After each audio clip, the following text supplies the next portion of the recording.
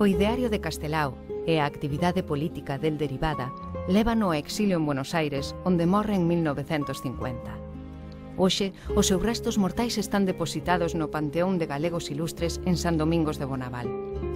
30 anos de política autonómica, co centenario do seu nacemento por medio, non serviron para reforzar o significado da súa figura, nin para convertelo no verdadeiro pai da patria.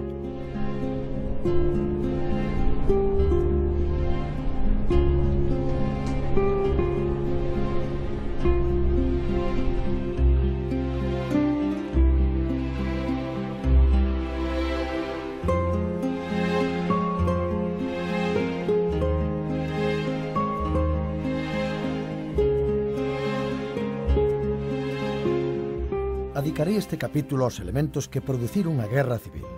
Son 3 elementos: o militarismo, que se consideraba ferido nos seus sentimentos patrióticos e hipotecou a independencia da patria; o clericalismo, que se consideraba ferido nos seus sentimentos religiosos e xogou a Igrexa no xogo azoroso da guerra; o semifeudalismo, que se consideraba ferido nos seus intereses e convirteu a súa riqueza en pólvora.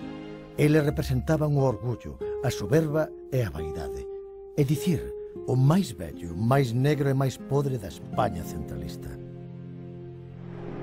Castelao, que non quería ser repatriado como cadáver político, foi vítima no traslado dos seus restos mortais desde Buenos Aires en 1984 dunha grotesca operación de secuestro orquestrada polas forzas españolistas, sen arroupamento do pobo, coa intención de integralo no réxime autonómico e anular o seu significado político. O nacionalismo galego, que non tolerou a manobra manipuladora deste segundo enterro cheo de policía, caciques e xerarquía eclesiástica, contestouno con movilizacións masivas.